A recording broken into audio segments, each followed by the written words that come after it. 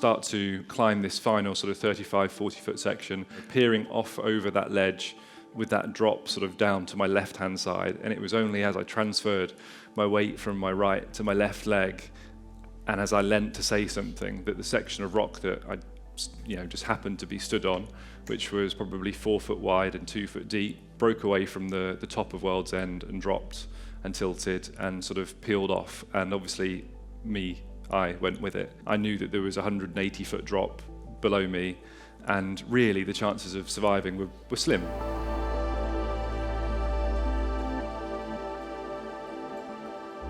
For me, the most important part of this journey isn't the accident itself, it's not the injury itself.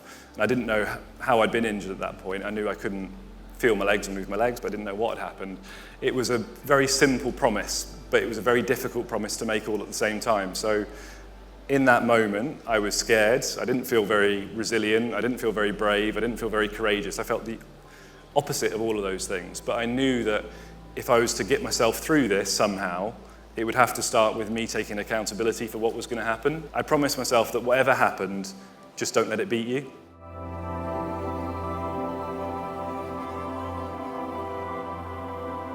That started what was a 5-month journey through, intensive care. I always remember coming around the next morning after a 9-hour surgery with a surgeon stood at the end of my bed. And so as I'd landed on my back, I'd broken my back at T6, and I'd severed my spinal cord. Now, I didn't know what any of that meant, really.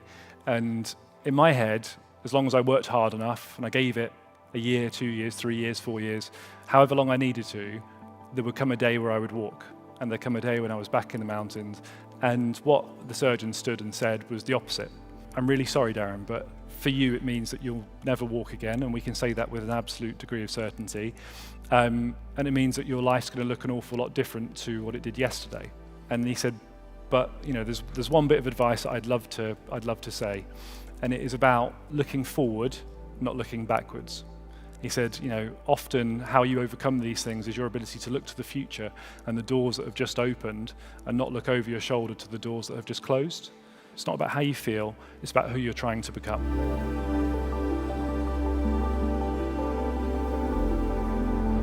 Ultimately, what was a multi-year process led me to my first kind of big leap forward that really gave me faith that life with a spinal injury or life with a disability could be just as promising and the horizon just as bright.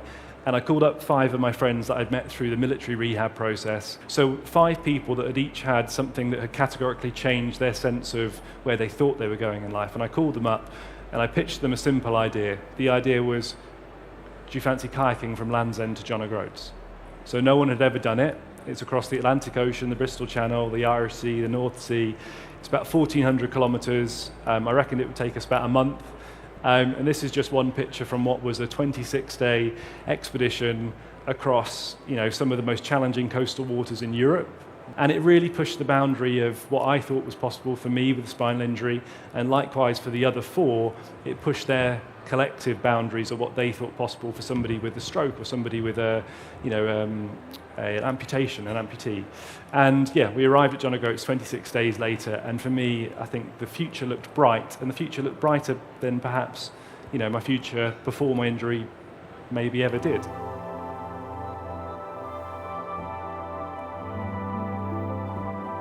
I remember saying yes before I knew what on earth. It was just the name. The name got me. World Marathon Challenge sounded cool. So what it is 7 marathons, 7 consecutive days, 7 continents. So I think 150 people in history had done it to this point, Ranulph Fiennes being one of them.